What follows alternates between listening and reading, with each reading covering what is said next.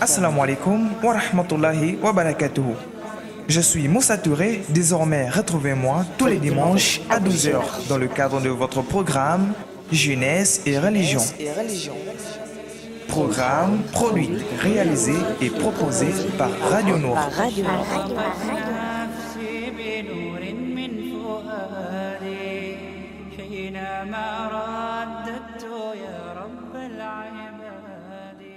أشرقت نفسي بنور من فؤادي.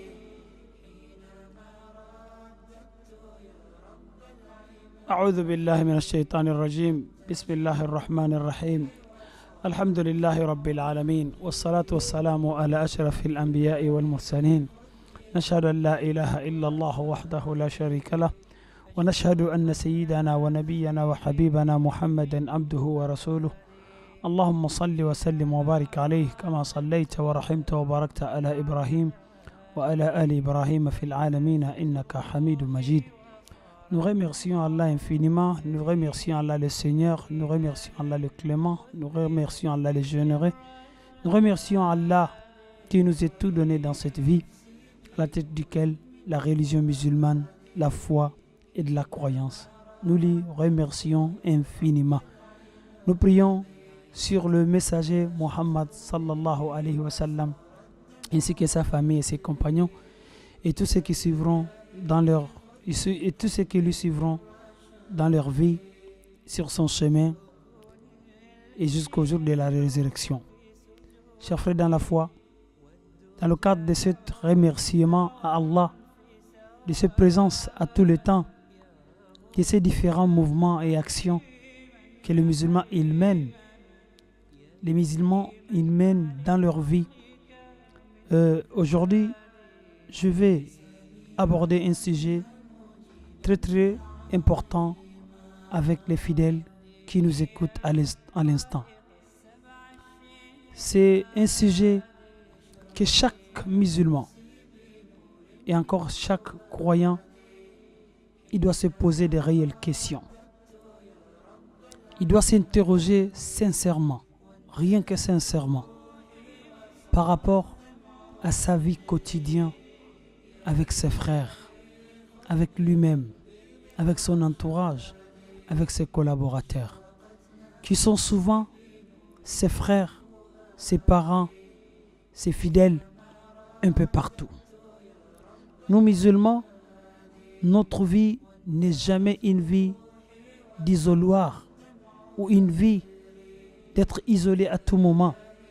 Nous, notre vie, c'est le conseil, c'est la sincérité, c'est l'enseignement, c'est l'éducation, c'est du travail, c'est du sérieux, c'est de l'honnêteté, c'est tout ce que Allah et il nous a exhorté dans le cadre de l'adoration. Sauf que souvent, on est emporté par des passions, on est emporté par l'ignorance, on est emporté par l'orgueil, on est emporté par des choses qui ne nous donnent absolument rien dans cette vie. À un moment, il va falloir que les musulmans ils s'arrêtent pour vérifier dans certains impératifs de la religion, dans certaines recommandations du Seigneur, et notamment le messager Muhammad sallallahu alayhi wa sallam, est-ce que lui il est sincère avec? Est-ce que lui il se retrouve dedans? Est-ce que lui il est sur le droit chemin? Je vais parler dans ces petits propos d'un sujet, comme j'ai dit tantôt, très important, qui est la fraternité. Et qui est la fraternité de vivre ensemble sous le même toit de l'islam et de la croyance et de la foi, qui est malheureusement un peu dérivé dans notre vie aujourd'hui. Aujourd'hui, vis-à-vis de beaucoup de choses qu'on ne peut pas tout citer ici, nous nous sommes démissionnés, nous nous sommes dérivés. Nous ne nous aimons plus, nous ne sommes plus dans le même groupe que Allah subhanahu wa ta'ala, et il nous est exhorté en disant dans le Saint-Coran wa'tasimu bihablillahi jami'an wa la tafarraqu. Alors, regroupez-vous, retrouvez-vous, vivez-vous, tenez-vous à vous l'un à l'autre, tous. Là, il n'a pas fait l'exception. Moi, souvent, j'aimerais m'arrêter sur les mots et pour comprendre leur vrai sens, leur étymologie et leur et scientifique, etc. Il a dit wa'tasimu bihablillah. Ici, lorsqu'il s'agit du chemin d'Allah, de la religion musulmane, de la foi, des choses qui nous regroupent, qui nous unissent, et il n'a même pas mis ça en duel, parlons pas de pluriel. Il a dit bihablillah, avec la corde de Allah subhanahu wa ta'ala. Wala tafarraqu, wala tafarraqu, ne vous dispersez pas. Là, il a mis en pluriel. Parce qu'il sait l'être humain, il est passionné, il est rancunier, il défend ses intérêts personnels, il est égoïste, il est méchant. Mais la religion musulmane, il vient nous orienter vers une manière, même meilleure, vers cette unification. Il dit wa'tasimu bihablillahi jami'an wa la tafarraqu. Ceci est le logo de tout musulman. Ceci est le slogan de tout musulman. C'est parti du verset et doit être l'identité de chaque musulman et dans cette vie. Et le prophète sallallahu alayhi wa sallam, et il nous est exhorté dans beaucoup de hadiths, dans beaucoup de conseils, en nous disant tantôt la yu'minu ahadukum hatta yuhibba li akhihi, la yu'minu ahadukum, etc. Il a parlé beaucoup de cette fraternité. Et dans un autre verset du Coran, il a dit innamal mu'minuna ikhwa. Les croyants, ce sont des frères. Les croyants, ce sont des frères. Quelle qu'en soit leur origine, quelle qu'en soit leur appartenance, quel qu'en soit leur clan, ce ne sont pas mes mots à moi. Ce sont des paroles du Seigneur, du Créateur, qui connaît ses créatures, qui connaît l'être humain et qui connaît l'homme et qui connaît aussi également ses avantages. Le prophète sallallahu alayhi wa sallam, c'est la raison pour laquelle, vu de l'importance de ce sujet dans une communauté, dans le fondement d'une famille, d'une communauté, le prophète, dès qu'il pose ce bagage à Médine, après la construction de la mosquée, qui est un lieu de retrouvailles, et les premières actions qu'il a menées dans la localité de Médine, c'est qu'il a fait une communion entre les Al-Ansar, les habitants de Médine, et Wal Muhajirin. Et il a fait une fraternité. Ceux qui ne viennent même pas de la même ville, ceux qui n'ont même pas la même civilisation, ceux qui ne partagent pas les mêmes origines. Et le prophète, il a mis la fraternité entre eux. Nous connaissons l'histoire de Sa'ad ibn Mu'adh, ou Sa'ad ibn Rabi' ou Abdurrahman ibn Auf, pour nous montrer que la fraternité, il n'y a pas plus meilleur que ça, et lorsque nous vivons.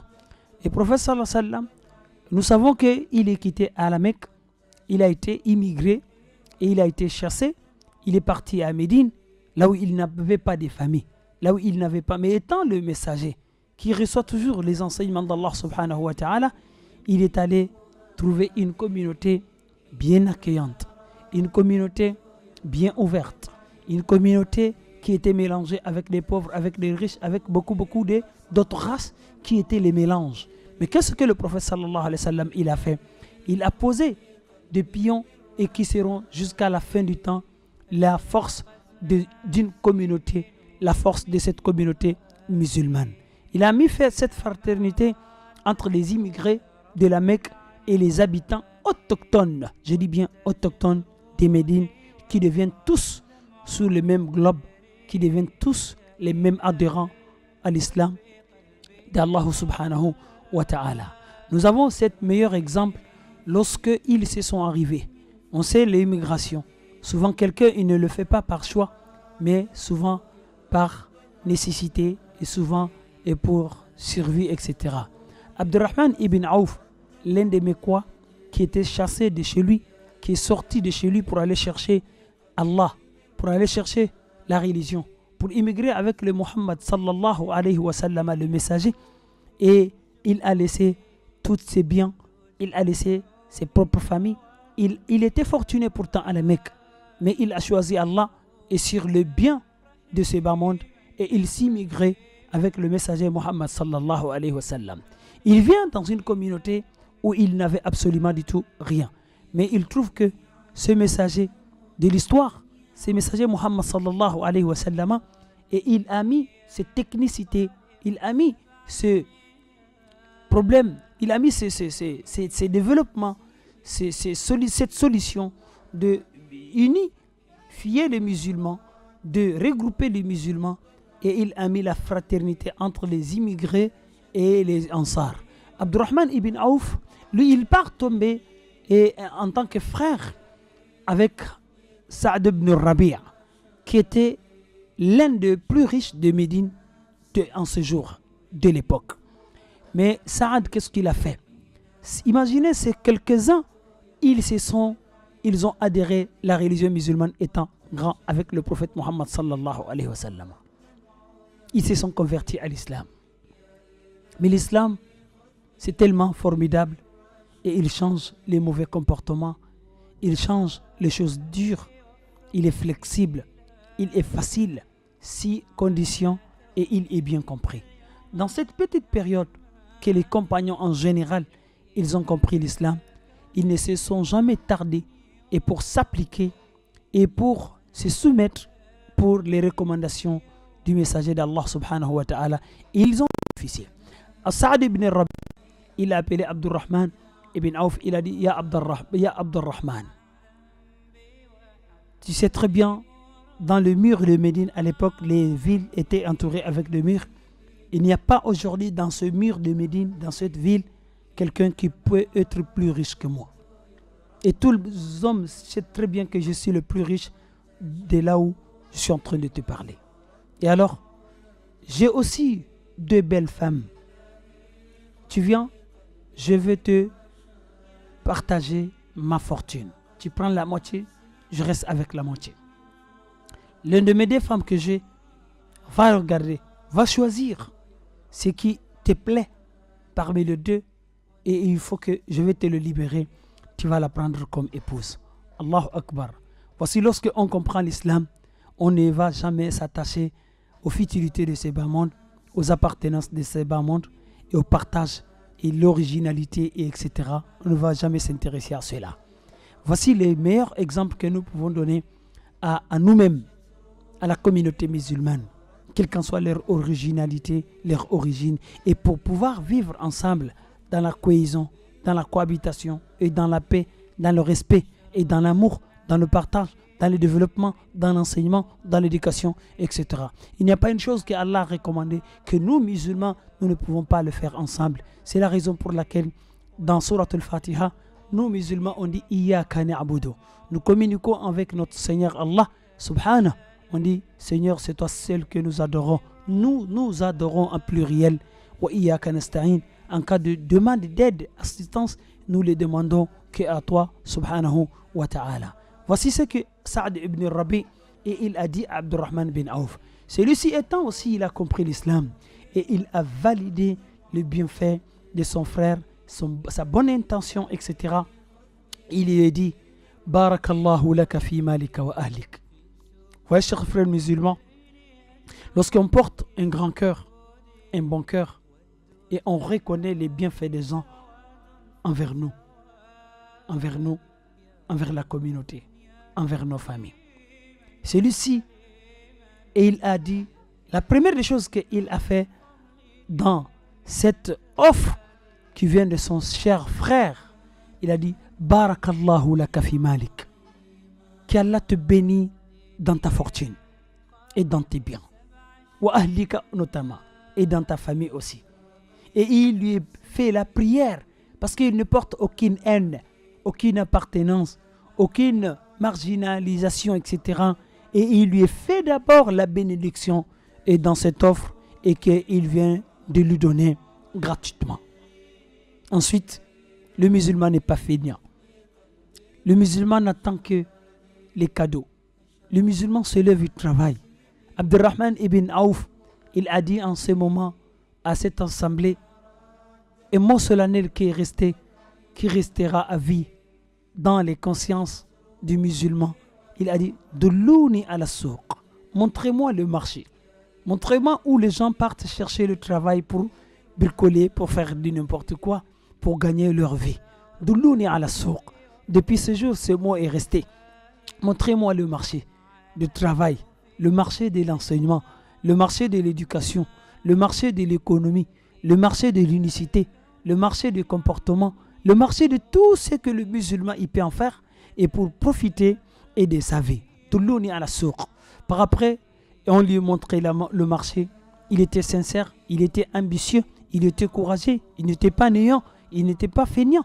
Et il s'est dirigé vers le marché et il a commencé à travailler, il a commencé à économiser, il a commencé à s'investir jusqu'à par après, il devient à son tour l'homme le plus riche de Médine.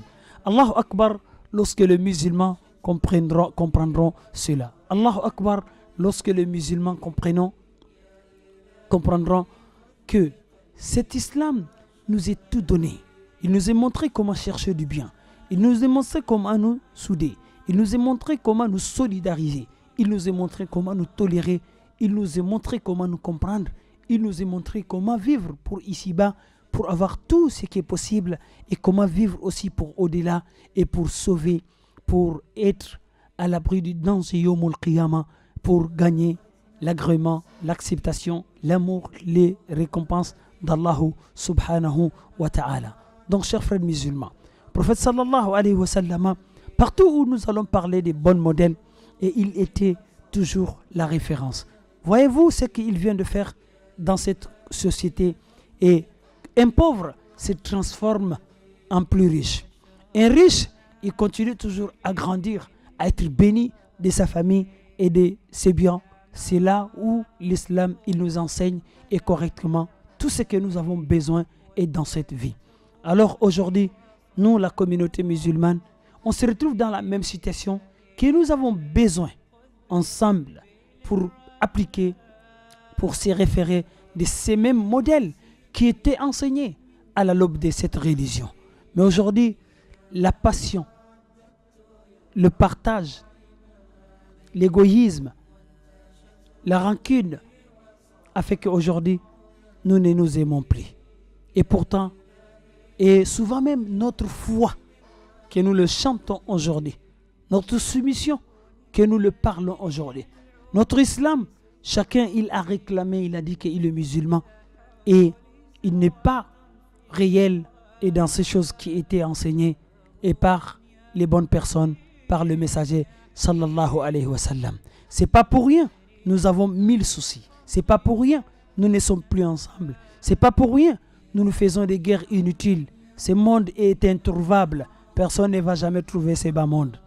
Soyons sûrs, sauf ceux qui seront croyants, ceux qui vont s'aimer, ceux qui vont adorer Allah ensemble, ceux qui vont implorer Allah dans les mêmes façons ensemble, etc. Ceux-là, ils peuvent souffrir, ils peuvent être méprisés, ils peuvent être rejetés quelque part, mais auprès d'Allah, ils seront les gagnants. Je vais dire par ce thème, la fraternité, que cela soit réel dans notre vie. L'islam, l'une des meilleures choses qu'il a pu faire, que lorsque quelqu'un il devient un musulman et il a le même droit que les musulmans, il aura les mêmes coups que les musulmans en cas de sanctions et autres. Que personne ne pense qu'il est le seul qui souffre, que personne ne pense qu'il est le seul qui mérite avoir des privilèges, des avantages, etc. Sinon, la religion de l'islam ne serait pas une religion mondiale, une religion le plus peuplée est dans cette vie. Chers fidèles qui nous écoutent, souvent pour que nous sortons de ces situations qui nous dépassent aujourd'hui, on se dit musulman, mais on n'est plus ensemble. On n'aime pas le bonheur de l'autre. On n'accepte pas l'autre. Pour nous, c'est nous qui méritons d'être à telle place ou à telle place ou à tel coin, etc. Et alors qu'il suffit que nous soyons des musulmans, il faut transmettre l'information, il faut transmettre les stratégies, il faut transmettre la technologie, il faut transmettre tout ce qu'est l'islam et il veut que ses adhérents en bénéficient. Le prophète sallallahu alayhi wa sallam, il a dit bien Ad-dalu alal khayri kafa'ilihi. Celui qui indique vers un bonheur, vers une récompense, vers une bonne action, et comme celui qui s'est mis dans l'exercice et pour faire ces choses-là. Je vais dire tout simplement, il faut que nous dépassions les choses qui nous divisent. Il faut que nous prenions les mêmes références. Voici un exemple que je viens de vous dire sur la fraternité entre deux compagnons. L'un était le plus riche et l'un était le plus pauvre. Par après, le plus riche n'est pas tombé et le plus pauvre est devenu le plus riche. Ça va lui enlever quoi? Le destin, lorsque nous le comprenons, et il est réservé pour tout un chacun, sauf que Allah, il a caché ça à nous pour que nous nous levons, pour que nous nous forçons à aller ensemble et revenir ensemble, partager et pardonner et vivre ensemble, bâtir cette nation et cette communauté ensemble. Mais souvent, dans le cas de preuve générale, nous sommes éprouvés par des choses qui ne nous facilitent pas d'avoir ces choses que le prophète sallallahu alayhi wa sallam il a mis en place. Telles que les questions d'origine, telles que les questions des niveaux, les questions des postes, les questions de biens, les questions de matériel, et qui nous divisent. Parce que le shaitan, il ne veut jamais que nous soyons unis, que nous allons ensemble. Il va toujours sonner quelqu'un. Il va toujours faire monter quelqu'un contre l'autre. C'est pour tout cela qu'il est sollicité, que nous demandons la protection auprès d'Allah contre ces méfaits. قل أعوذ برب الناس ملك الناس إله الناس من شر الوسواس الخناس الخناس الذي يخنس في قلب المؤمن أو في قلب المسلم أو في قلب الإنسان قل إن شئت الذي يوسوس في صدور الناس من الجنة والناس. L'Iblis le fait, ses militants aussi le font, les gens aussi le font. À chaque fois que l'islam, les paroles d'Allah, les enseignements du messager ne sont pas bien comprises, ça va conduire l'homme à la difficulté dans cette vie. Non seulement il souffre, il ne va jamais avoir la tranquillité parce qu'il n'a pas pu comprendre ce que le Seigneur, le plus grand connaisseur, il lui a dit. Il ne sait pas, il n'a pas pu se référer au modèle que Muhammad sallallahu alayhi wa sallam il a mis en place. Du coup, et il se retrouve dans les problèmes, dans l'égoïsme, dans la jalousie, dans la faiblesse. Wala tanaza'u. Ne vous divergez pas. Fatafshalu. Vous allez forcément échouer. Wa tadhhaba rihukum. Et votre force ira de vous. Il va vous quitter. Vous devenez faible. Donc, chers frères musulmans, unissons-nous. C'est très simple. Il y a la parole d'Allah dans les bonnes compréhensions. Il y a les paroles du messager Muhammad sallallahu alayhi wa sallam aussi dans les bonnes compréhensions.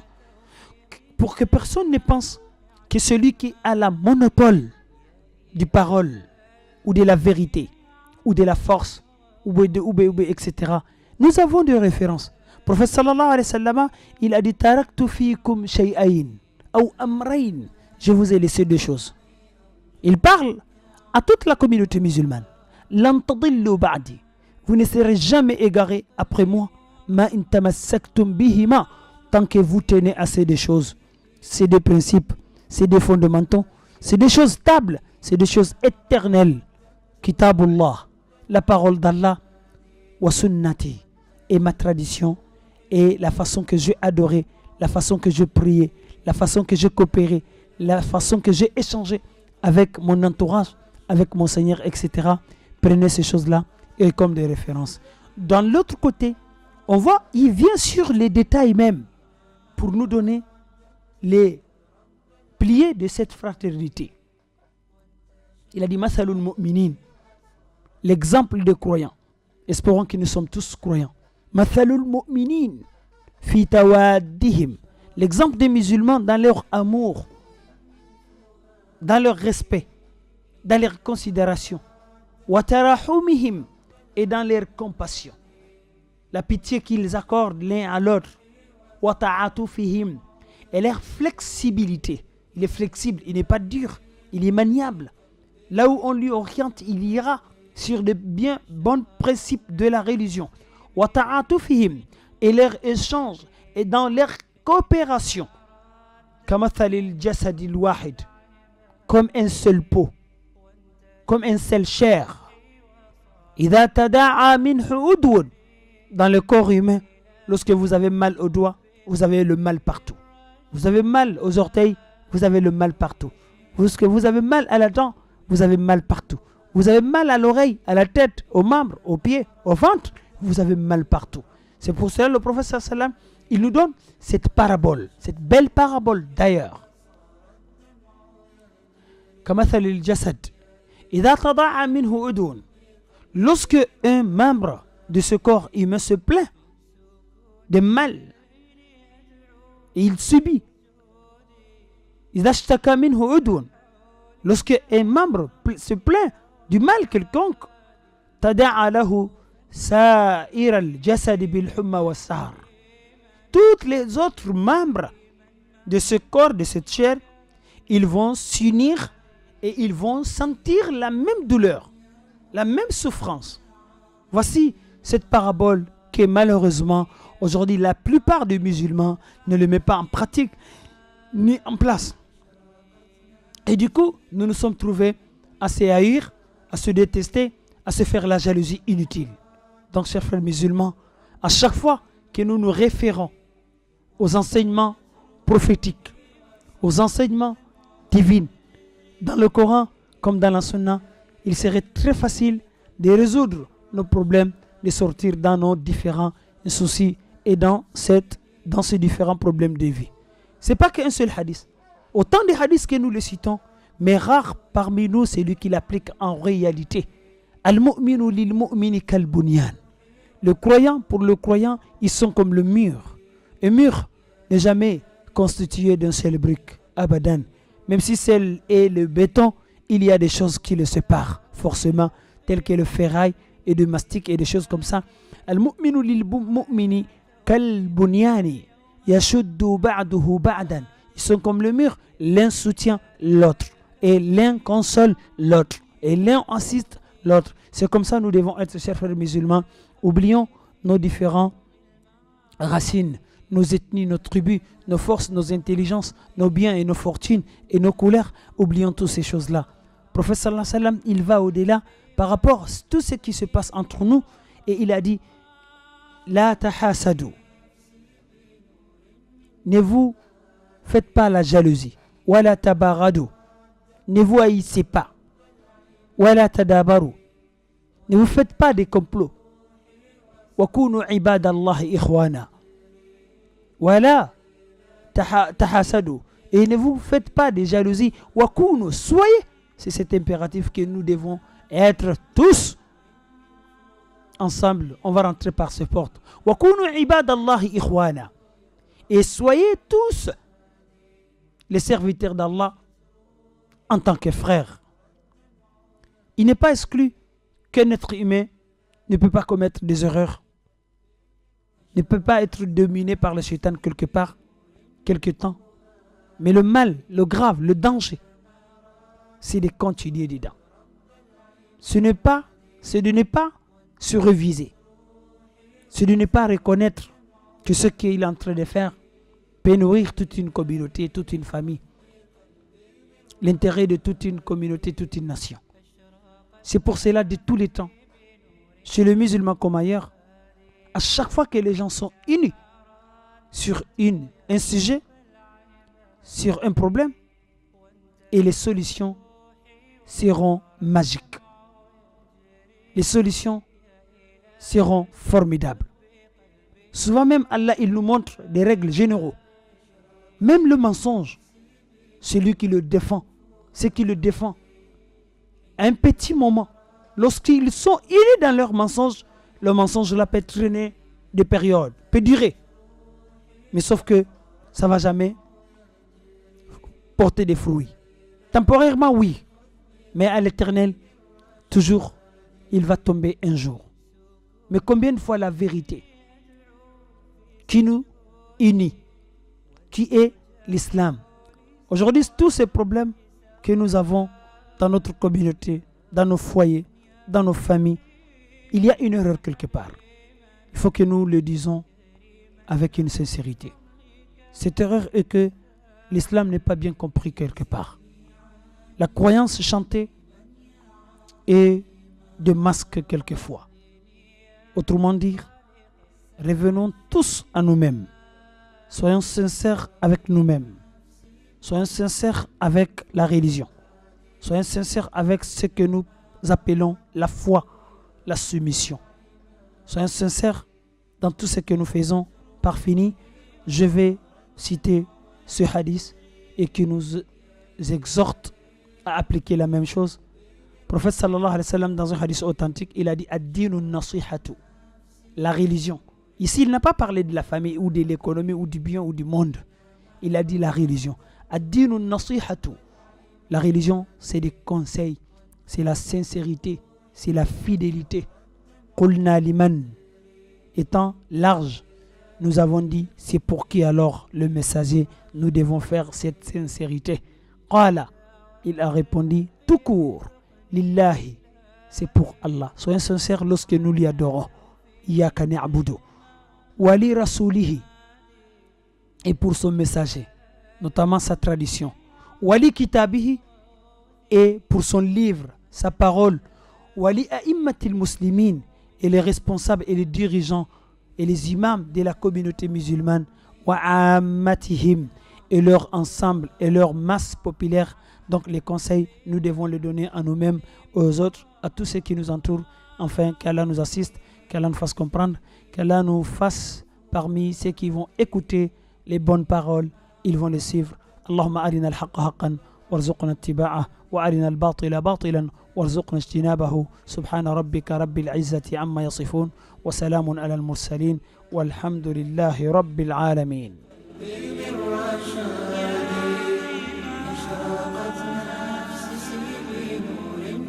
Chers auditeurs et auditrices de la 95 FM, Assalamu alaikum wa rahmatullahi.